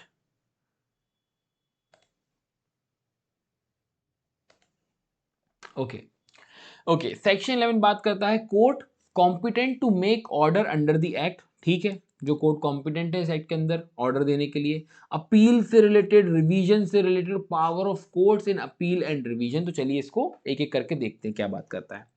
not withstanding anything content in the code और any other law, तो देखो यहाँ पर उन्होंने बोल दिया, क्या बोला है, देखिए इससे ही समझ में आता है, अगर आपने 360 पढ़ा होगा, और जैसे मैंने बताया 360 का 10 क्या बोलता है कि वहां पर जो भी लिखा वो यहाँ लागू नहीं होगा, तो इन्होंने यहीं पर भी लिख दिया कि कोड में किसी बात के होते हुए भी, या कहीं और अदर लॉ में भी कुछ दिया हो तो उसके होते हुए भी, an order under this act may be made by any court empowered to try and sentence the offender to imprisonment and also by the high court और एनी अदर कोर्ट अपील या रिवीजन के case में इनके पास भी power है, मतलब high court या सेशन कोर्ट इनके पास भी पावर है अपील और रिवीजन के केस में, ठीक है। तो आपको मालूम है रिवीजन में फिर हाई कोर्ट और सेशन कोर्ट के पावर होती है, ठीक है, तो उसका एक्सरसाइज करके वो यहाँ पर ऑर्डर दे सकते हैं। तो क्या बोला, an order under this act may be made by any court जो कि एम्पावर्ड है उसको ट्राई करने के लिए और सेंटेंस सुनाने के लिए ऑफेंडर को to imprisonment and also by the high court या फिर कोई अदर कोर्ट, जब बात आती है अपील की या रिवीजन की, मतलब अपील में वहां गए या रिवीजन में वहां गए तो फिर वो भी दे सकते हैं आदेश। तो यही लिखा हुआ है यहाँ पर कुल मिलाकर कि कौन से कोर्ट कॉम्पिटेंट हैं to make under the act, right. चलिए subsection 2 where an order under section 3 or section 4 is made by any court trying the offender other than a high court, बात कर रहा है कि जहां पर ऑर्डर 3 सेक्शन 3 और सेक्शन 4 में कोई आदेश दिया किसी कोर्ट ने ऑफेंडर को ट्राई करते वक्त, बट वो क्या है, हाई कोर्ट नहीं है, other than a high court, तो अपील जो है उसकी लाई की जाएगी, अपील जो है वो कहाँ की जाएगी, to the court to which appeal ordinarily lie करती है from the sentence of the former court, मतलब कोर्ट ऑफ सेशन ने कुछ फैसला सुनाया तो उसकी अपील कहाँ होगी, ये आपको बताने की जरूरत है क्या, है ना, हायरार्की आपको मालूम है, नीचे से ऊपर तक की कई बार डिस्कशन कर चुके हैं। तो जो जनरली जो होता है ना वो बोल रहे हैं कि वैसा ही होगा, कुछ अलग यहाँ पर नहीं हो जाएगा, कोई रॉकेट साइंस नहीं चल रही है कि पहले कभी कुछ था अब कुछ कुछ कहिए। जो हायरार्की है, जो ऑर्डिनरी जहां पर अपील होती है, जो भी सुपीरियर कोर्ट होगा उधर उसकी जो है अपील होगी। ठीक है, सबऑर्डिनेट कोर्ट ने कोई फैसला सुनाया, उससे आप एग्रीव्ड हो, तो अपील कहाँ करोगे आप? उसके सुपीरियर, उसके ऊपर वाले कोर्ट पर। तो वैसा ही होगा, ठीक है। बट बात यहाँ पर क्या है इंपॉर्टेंट, कि बोल रहे हैं कि जो कोर्ट ने जो भी फैसला दिया है, सेक्शन 3 सेक्शन 4 का जो भी ऑर्डर है, वो किस कोर्ट ने दिया है? Other than high court, high court के अलावा। तो उसकी अपील के बारे में बात की जा रही है। आगे बढ़ते हैं, subsection 3। In any case where any person under 21 year of age is found guilty of having committed an offense and the court by which he is found guilty declines to deal with him under section 3। अब ये देखिएगा, यहां मैंने ऊपर भी आपको एक चीज बताई थी, वो वापस में एक बार इससे रिलेट कर रहा है तो मैं दोहरा देता हूं, कि जहां पर सेक्शन 3 सेक्शन 4 का यूज करके आप उसको छोड़ सकते थे, ठीक है। अगर आप ऐसा नहीं करते तो आपको रीजन वगैरह रिकॉर्ड करना होता है, मतलब आपने कुल मिलाकर उसको सजा दे दी, आप चाहते हो सेक्शन 3 का यूज करते हुए उसको रिलीज कर सकते थे, डांट फटकार लगा के आपने नहीं किया, आपने डिसाइड किया कि नहीं 6 महीने 1 साल की सजा देंगे, तो आपको रीजन रिकॉर्ड करने होंगे, आपने ऐसा क्यों किया। डिस्क्रिशन है बट रीजन रिकॉर्ड करने होंगे। तो यहां पर वही बोल रहा है कि in any case where any person under 21 years of age, section 6 याद आना चाहिए, रिस्ट्रिक्शन वाला, is found guilty of having committed an offense and the court by which he is found guilty, वो डिक्लाइन करता है, कोर्ट ने जिसने उसको गिल्टी पाया 21 साल से अंदर वाले को, कि उसको जो है डील कर सकता था सेक्शन 3 सेक्शन 4 में, but he declines, the court declines to deal with him under section 3 और सेक्शन 4, और पास कर देता है सेंटेंस ऑफ इम्प्रिजनमेंट विथ और without fine from which no appeal lies, जिसकी अपील नहीं हो सकती या फिर प्रेफर नहीं की, मतलब या तो अपील की नहीं या अपील हो ही नहीं सकती। देन किसी भी कोड में, किसी भी लॉ में कुछ भी दिया हो, the court to which appears sorry the court to which appeals ordinarily lie from the sentence of the former court में, या तो खुद के मोशन पे या फिर एप्लीकेशन लगाई गई उसको कन्विक्टेड पर्सन द्वारा या फिर प्रोबेशन ऑफिसर द्वारा कॉल कर सकता है और एग्जामिन कर सकता है केसेस के रिकॉर्ड, और पास कर सकता है such order as it thinks fit. समझिएगा, फिर से दोहरा रहा हूं क्या बोला जा रहा है। 21 साल से कम का कोई व्यक्ति है, अपराध किया, कोर्ट चाहता तो सेक्शन 3 सेक्शन 4 का यूज कर सकता था। एक बार सेक्शन 6 की ओर चलते हैं, आपकी मेमोरी को वापस से रिफ्रेश करते हैं। रिस्ट्रिक्शन की बात की गई थी, मैंने बताया था कि एलआई से बस ना होना चाहिए तो फिर कोर्ट उसको छोड़ देगी, ठीक है। कोर्ट जो है ऐसा उसको मतलब कुल मिलाकर सेंटेंस नहीं करेगी, इंप्रिजनमेंट वगैरह नहीं देगी, ठीक है। ये सब हमने देखा, साथ ही साथ में 6 का 2 और 4 का 2 भी याद आना चाहिए, प्रोबेशन ऑफिसर की रिपोर्ट, ठीक है, क्योंकि वो फैसला जो है सुनाने में एक तरीके से मतलब फैसला बनाने में मदद करती है, ठीक है। तो यहां पर इन्होंने क्या बोला कि उसको क्लियरली इन्होंने खुद ही लिखा है कि the court by which the person is found guilty shall not sentence him, क्या है, शाल का वर्ड यूज कर रहे हैं भैया, सुन रहे हो आप, नहीं सुन रहे हो, shall not sentence him to imprisonment unless it is satisfied, जब तक वो सेटिस्फाई नहीं हो जाता कि सर्कमस्टेंसेस ऐसा है, नेचर ऐसा है, ठीक है। अगर ये ऐसा है तो यहां तक भी लिखा था कि भाई रीजन रिकॉर्ड करने पड़ेंगे अगर आप ऐसा करते हो तो। इसी का रिलेवेंस देते हुए क्या हो रहा है, हम जो सेक्शन पढ़ रहे हैं सेक्शन 11, उसी का रिलेवेंस दिया हुआ है सब सेक्शन 3 में। अगर आप चाहो तो यहां पर आप लिख भी सकते थे कि ये जो है ये 6 का आई गेस 1 और 2, मतलब सेक्शन 6 लिख सकते थे, कुल मिलाकर ही सेक्शन 6 से रिलेटेड है, ठीक है। तो सेक्शन 6 से रिलेटेड क्या यहाँ पर बात हो रही है कि 21 साल से कम का अगर यहाँ पर कोर्ट चाहती तो उसको छोड़ सकती थी, सेक्शन 3 सेक्शन 4 का यूज कर सकते थे, नहीं किया, डिक्लाइन कर दिया। अब जब डिक्लाइन किया, तो यहां पर क्या बोल रहे हैं, अब इंपॉर्टेंट, इतना तो समझ में आ गया, डिक्लाइन किया। अब आगे की जो कहानी है मैं वापस से दोहराता हूं, ठीक है। तो इन्होंने बोला ठीक है, यहां पर उन्होंने डिक्लाइन कर दिया और सेंटेंस सुना दिया है, ये इतना क्लियर है। इसकी आगे की कहानी सुनते हैं, ठीक है। इन्होंने बोला कि उसकी अपील वगैरह या तो हो नहीं सकती या अपील जो है की नहीं गई। तो इन्होंने बोला कि अब क्या होगा, अगर अपील होती तो कोई बात नहीं थी, बट यहां पर बोला कि या तो अपील यहां पर हो नहीं सकती या इन्होंने प्रेफर्ड मतलब की नहीं।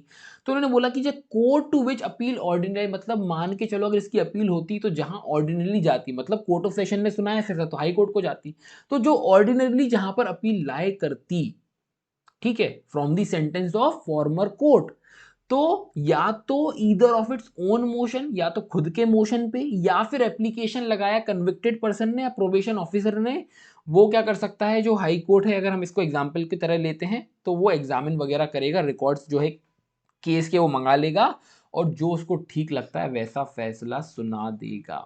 आई होप क्लियर है यहाँ तक। इंपॉर्टेंट है सेक्शन 3, थोड़ा सा कॉम्प्लिकेटेड है, ज़्यादा कुछ नहीं है, बट आई होप हमने इसको काफ़ी अच्छे से समझ लिया है। अगर नहीं समझ में आया तो बताइए, फिर से इसको एक बार मैं बता देता हूँ। फटाफट से बता दो समझ में आया या नहीं आया।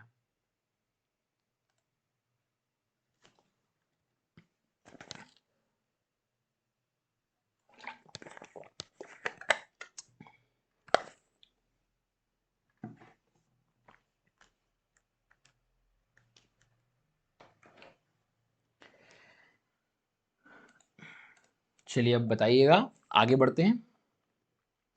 आ गया समझ? चलिए ठीक है, okay okay. So subsection 4, when an order has been made under section 3 or 4 in respect of an offender, appellate court or the high court in the exercise of its power of revision may set aside such order in lieu of thereof pass sentence on such of order according to law। क्या बोल रहा है कि section 3 section 4 का use करते हुए अगर ऐसा कोई ऑर्डर दिया गया, ठीक है, ऑफेंडर के मतलब या तो उसको एडमोनिशन, ठीक है, या फिर रिलीज कर दिया, अपीलाट कोर्ट या फिर हाई कोर्ट जो है, इंपॉर्टेंट बात कर रहा है बहुत, अपीलाट कोर्ट या हाई कोर्ट जो है वो अपना रिवीजन का पावर एक्सरसाइज करते हुए उस ऑर्डर को सेट असाइड कर सकते हैं। मतलब अगर लोअर कोर्ट ने छोड़ दिया, ठीक है, अगर लोअर कोर्ट ने छोड़ दिया तो क्या होगा, अगर हाई कोर्ट को लगता है कि नहीं गलत किया, सही नहीं किया, तो अपीलाट कोर्ट या हाई कोर्ट जो है उसके फैसले को अपनी रिवीजन की पावर इस्तेमाल करते हुए उस ऑर्डर को सेट असाइड कर देंगे और सेंटेंस को सुना सकते हैं। यही यहाँ पर लिखा हुआ है, तो ये भी इंपॉर्टेंट है, ध्यान रखिएगा। इनमें क्या है, कहीं ना कहीं अंदर से क्वेश्चन बन जाते हैं, ठीक है, कहीं पे करेक्ट सेंटेंस में, नॉट करेक्ट में, इस तरीके से आ भी जाते हैं कई बार। Provided that the appellate court और the high court in revision shall not inflict a greater punishment than might have been inflicted by the court by which the offender was found guilty।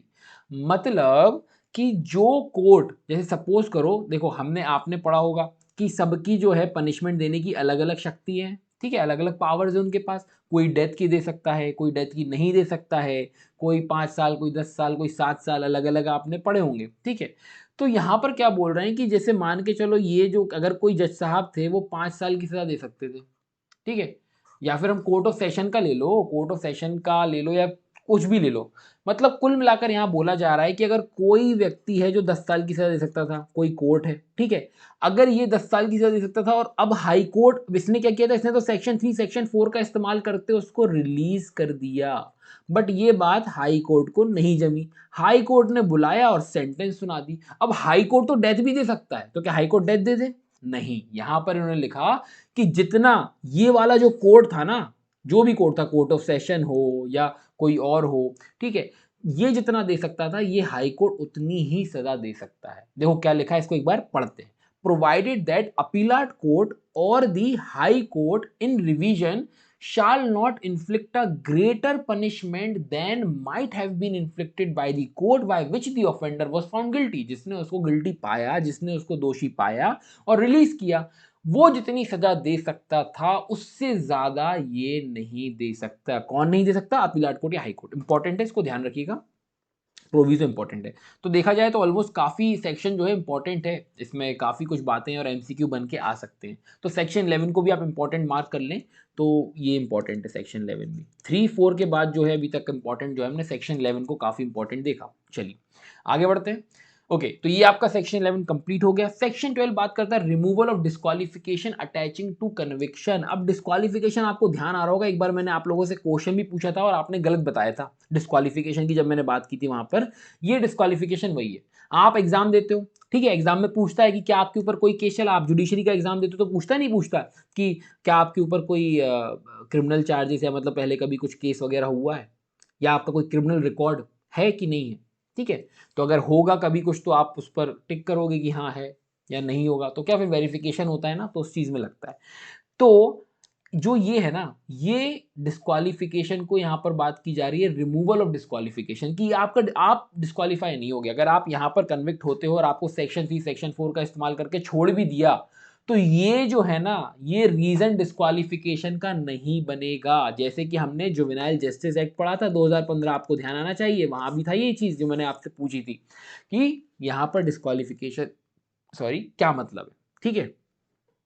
तो ये बात कर रहा है कि a person found guilty of an offence and dealt with under provision of section 3 section 4 के साथ deal किया जाता है, तो वो डिस्क्वालिफिकेशन सफर नहीं करेगा if any attaching to a conviction of an offence under such law, provided that nothing in this section shall apply to a person who after his release under section 4 is subsequently sentenced for the original offense। उस पर नहीं लगेगा जिसको section 4 में छोड़ा, सुनिएगा, after his release subsequently convicts कर दिया ओरिजिनल ऑफेंस के लिए, मतलब ध्यान आ रहा है, अभी हमने पढ़ा हाई कोर्ट अपीलाट कोर्ट वापस अगर जो लोअर कोर्ट ने छोड़ दिया है बुलाकर सजा सुना सकते हैं, अगर इस तरीके से कुछ भी है। वरना कुल मिलाकर ये है कि सेक्शन 4 में क्या होता है, सेक्शन 4 में हम पढ़ते हैं प्रोबेशन गुड कंडक्ट पे उसको रिलीज कर दिया जाता है, बाद में फिर बुला के सेंटेंसिंग होती है। तो यहाँ पर बोल रहा है nothing in this section shall apply to a person who after is release under section 4 is subsequently sentence for the original offence, कि ओरिजिनल अपराध के लिए अगर उसको सजा दे दी जाती है तो फिर उसके लिए वो चीज़ लागू नहीं होगी इस पर। तो रिमूवल और डिस्क्वालिफिकेशन है इंपॉर्टेंट, ये इंपॉर्टेंट तो क्या है, बेसिक सी चीज़ है। तो यहाँ पर जो लिखा हुआ है कि भाई 3 और 4 का इस्तेमाल करके अगर किसी को छोड़ा जा रहा है तो उसको डिस्क्वालिफिकेशन का वो नहीं होगा, ठीक है। चलिए देन आता है सेक्शन 13 प्रोबेशन ऑफिसर के ऊपर। सेक्शन 13 बात करता है probation officer under this section. अब यहाँ पर देखो बहुत ही बेसिक सी चीज है, प्रोबेशन ऑफिसर इंपॉर्टेंट है सेक्शन 13 पहली चीज तो कि क्योंकि हमने 2B भी वहां देखा था, ये भी ध्यान रखना है 2B में प्रोबेशन ऑफिसर दिया हुआ है। बात कर रहा है probation officer under this act shall be, कौन होगा, a person appointed by the state government और recognise as such by the state government, ठीक है, अपॉइंट या फिर रिकॉग्नाइज। दूसरा person provided for this purpose by society, जो कि रिकॉग्नाइज है स्टेट गवर्नमेंट, ठीक है, स्टेट गवर्नमेंट द्वारा रिकॉग्नाइज है। सोसाइटी से अगर कोई व्यक्ति आता है इस पर्पस के लिए तो उसको भी प्रोबेशन ऑफिसर बनाया जा सकता है। सी, किसी भी एक्सेप्शनल केस में एनी अदर पर्सन जो कि कोर्ट के ओपिनियन में फिट है कि वो एक्ट कर सकता है as a probation officer special circumstances में, तो उसको बना दिया जाएगा सुपरवाइज करने के लिए। ये है कि क्वालिफिकेशन तो क्या है, एक तरीके से ये प्रोबेशन ऑफिसर होंगे, ठीक है। देन सबसेक्शन 2 बात करता है कोर्ट जो पास कर रहा है ऑर्डर अंडर सेक्शन 4 या फिर DM district magistrate of the district जहां पर ऑफेंडर रहता है, रिसाइड करता है, किसी भी समय एट एनी टाइम अपॉइंट कर सकते हैं प्रोबेशन ऑफिसर को इन the place of the person named in the supervision order, ठीक है। तो ये कर सकते हैं, कौन कर सकते हैं, डिस्ट्रिक्ट मजिस्ट्रेट या फिर कोर्ट जिसने सेक्शन 4 का आदेश दिया, वो क्या कर रहे हैं, यहां पर प्रोबेशन ऑफिसर को प्लेस कर रहे हैं, ठीक है। चलिए एक्सप्लेनेशन इंपॉर्टेंट नहीं है, इसको छोड़ देना आप या पढ़ लेना आप, जैसा भी, इसका तो कोई खास नहीं है, प्रेसिडेंसी टाउन वगैरह डिस्ट्रिक्ट माना जाएगा, ये सब चीज़ें। सबसेक्शन 3 बात करता है probation officer in the exercise of duties under this shall be subject to the control of DM. कई बार मैंने देखा है इस तरीके के क्वेश्चन एमपीडी में, पता नहीं क्यों पूछ लिए जाते हैं, इसलिए मैं आपको बता दे रहा हूँ कि आप इसको सोचो कि नहीं है तो इसको भी आप एमसीक्यू का एक रखना कि आ सकता है, कि कई बार ऐसे क्वेश्चन आते हैं ना कि ये किसके सुपरविजन में या किसके कंट्रोल में, तो कई बार हो जाता है। तो प्रोबेशन ऑफिसर किसके कंट्रोल में रहेगा, तो इन्होंने बोला डीएम के, ठीक है। In the exercise of his duties under this act shall be subject to the control of DM of the district in which the offender जो है रहता है, उस डिस्ट्रिक्ट के उस डीएम के अंडर में ये रहेगा प्रोबेशन ऑफिसर। ये आपका बात करता है सेक्शन 13। सेक्शन 14 बात करता है ड्यूटीज के बारे में कि प्रोबेशन ऑफिसर की क्या ड्यूटीज हैं। इंपॉर्टेंट एज सच तो नहीं है, बट जनरली जो हम बात कर चुके हैं ऑलरेडी, मैंने स्टार्टिंग में ही आपको, जो हम पढ़ रहे तभी मैंने बता दिया था आपको क्या काम होता है इसका। Probation officer subject to the condition and restriction inquire वगैरह करता है, ठीक है, किसके डायरेक्शंस पे, कोर्ट के डायरेक्शंस पे इंक्वायर करता है। जैसा कि हमने देखा था ना, नेचर, सर्कमस्टेंसेस, ऑफेंडर का कैरेक्टर, ये सब चीजों से रिलेटेड सबमिट करता है रिपोर्ट। तो इन्होंने बोला इनटू द सर्कमस्टेंसेस और होम सराउंडिंग कैसी है ऑफ दैट पर्सन जो कि एक्यूज है उस ऑफेंस के लिए, and with a view to assist कर रहा है कोर्ट को डिटरमाइन करने में most suitable method of dealing with him and submit करेगा रिपोर्ट कोर्ट को, ठीक है। सुपरवाइज करेगा प्रोबेशनर वगैरह। तीसरा एडवाइस करेगा, असिस्ट करेगा ऑफेंडर को कंपनसेशन कॉस्ट वॉस्ट से रिलेटेड, ठीक है। देन एडवाइस करेगा, असिस्ट करेगा in such case in such manner as may be prescribed person who have been release under section 4, जिनको रिलीज हुआ है उनको एडवाइस असिस्ट भी करेगा। मतलब कुल मिलाकर सुपरवाइज और इसी से रिलेटेड इनकी ड्यूटी है। बेसिक जो है सबसे ए में जो है ये बहुत ही इंपॉर्टेंट ड्यूटी है, ये आपको ध्यान रखना है, ठीक है, जो कोर्ट को रिपोर्ट सबमिट करने का है, ये इंपॉर्टेंट है। चलिए then section 15 probation officer to be public servant, पढ़ने की जरूरत नहीं है, कई बार पढ़ चुके हैं। सेक्शन 21 ध्यान आ जाना चाहिए अब तो, बस और कुछ नहीं आईपीसी का। Protection action taken in good faith, पढ़ने की जरूरत नहीं है, ध्यान रखना है सिर्फ और सिर्फ सेक्शन, क्योंकि ऐसे क्वेश्चन आ जाते हैं। ठीक है, कि protection action taken in good faith किस सेक्शन में दिया है, आप कितनों के याद करोगे ये आपके ऊपर है। मैंने आपको हर तरीका बता दिया चीज़ों को याद करने का, और किस तरीके से पढ़ना है, और क्या स्टेजेस में क्या क्या चीज़ें याद करनी है वो आपको मालूम है। ठीक है, देन 17 आता है, ये इंपॉर्टेंट है, इसको ध्यान रखेंगे। पावर टू मेक रूल्स यहाँ पर क्या है, स्टेट गवर्नमेंट के पास है, but with the approval of central government. State government चाहे तो रूल्स बना सकती है, अप्रूवल लेनी पड़ेगी सेंट्रल गवर्नमेंट की।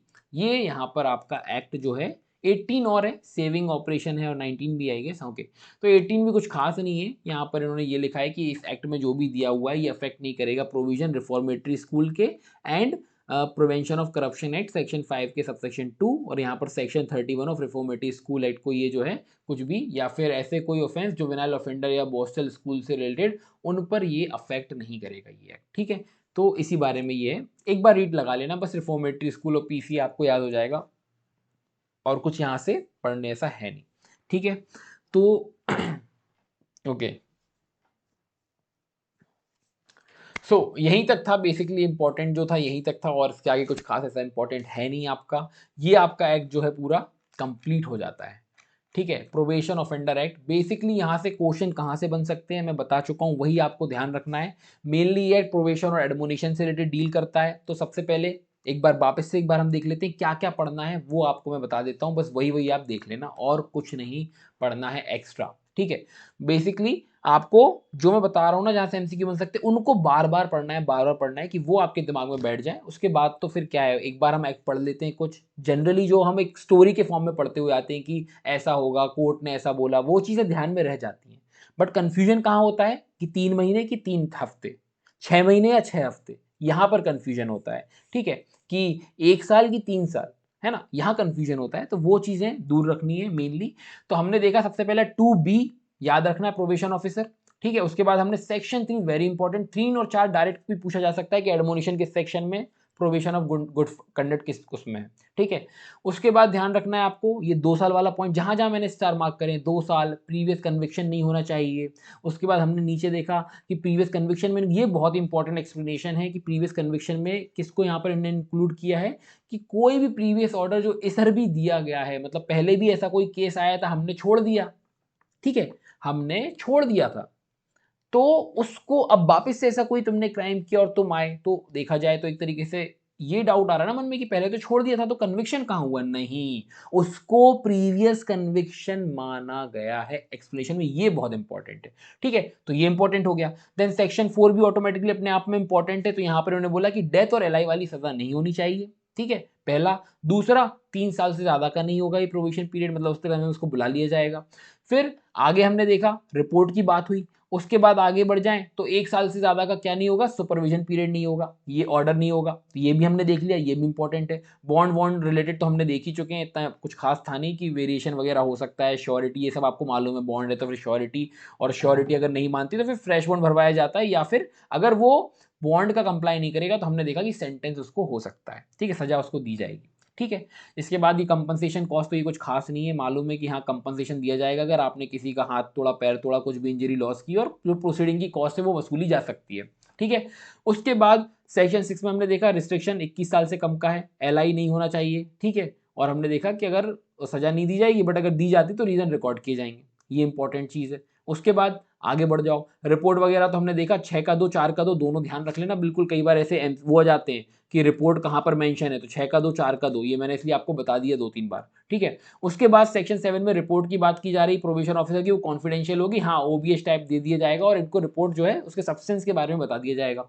वेरिएशन से रिलेटेड हमने देखा कि बॉन्ड का अगर वेरिएशन होता है तो यहाँ पर जो क्या बोलते हैं, अगर उसको ऑल्टर वगैरह करते हैं कंडीशन, तो ओबीएस दिया जाएगा, ऐसा कुछ करने से पहले ओबीएस दिया जाएगा। उसके बाद अगर वो रिफ्यूज करता है श्योरिटी कंसेंट देने से, तो उसको बोला जाएगा कि भाई फ्रेश बॉन्ड भरवा लो, और अगर ऑफेंडर रिफ्यूज करता है या फेल कर जाता है तो फिर सेंटेंस हो जाएगा। बट यहाँ पर इन्होंने एक और ऑप्शन नीचे दे दिया कि भाई सेंटेंस देने से अच्छा 50 रुपये का जुर्माना भी लगाने का एक ऑप्शन है, कि 50 रुपये का जुर्माना लगा दो अगर पहला अपराध है, तो ये ध्यान रखिएगा क्या लिखा हुआ है, for the first offence 50 rupees का लगा रहे हैं। ठीक है। अगर फर्स्ट टाइम नहीं सेकंड टाइम होता ना तो फिर सेंटेंस ही किया जाता उसको ओरिजिनल ऑफेंस के लिए, बट क्योंकि फर्स्ट टाइम है तो 50 रुपए, और अगर 50 भी पे नहीं कर रहे हो तो फिर सेंटेंस। ठीक है। देन सेक्शन 10 इंपॉर्टेंट नहीं है, 11 बहुत इंपॉर्टेंट था तो इसको हम नहीं दोहराएंगे, इसको आप पढ़ लेना, काफ़ी बार हमने इसमें काफ़ी अच्छा समय देके इसको हमने समझा है। सेक्शन 12 रिमूवल और डिस्क्वालिफिकेशन कई बार बता चुका हूँ, वही चीज़ मैंने यहाँ बताई दोबारा। सेक्शन 13 प्रोबेशन ऑफिसर कौन कौन होगा, तो स्टेट गवर्नमेंट अपॉइंट करेगी, society recognised by state government वो व्यक्ति हो सकता है, और एक्सेप्शन केस में अगर किसी कोर्ट को लगता है कि हाँ ये व्यक्ति फिट है, इसको चलो बना दो, इसको ड्यूटी दे दो, तो उसको प्रोबेशन ऑफिसर यहाँ पर बनाया जा रहा है। ठीक है। डीएम के पास कंट्रोल होगा प्रोबेशन ऑफिसर का, सेक्शन 3 इंपॉर्टेंट है, ये हमने देखा। ठीक है। उसके बाद 14 ड्यूटीज के बारे में बात की तो उसको रीड कर लेना, ऑलरेडी हम डिस्कस कर चुके हैं काफी बार। सबसे पहले जो ए वाली है वो ज्यादा इंपॉर्टेंट है, बाकी तो जनरली है कि ये सुपरवाइज करेगा, एडवाइस असिस्ट करेगा, ये वाला काम है। 15 नॉट इंपॉर्टेंट। 16 इनके बस कुछ सेक्शन अगर आप ध्यान रख सकते हो तो वही रखना है, और बाकी बस 17 है कि स्टेट गवर्नमेंट रूल्स बना सकता है, अप्रूवल सेंट्रल गवर्नमेंट की लगेगी, बाकी और कुछ है नहीं यहाँ पे बचा।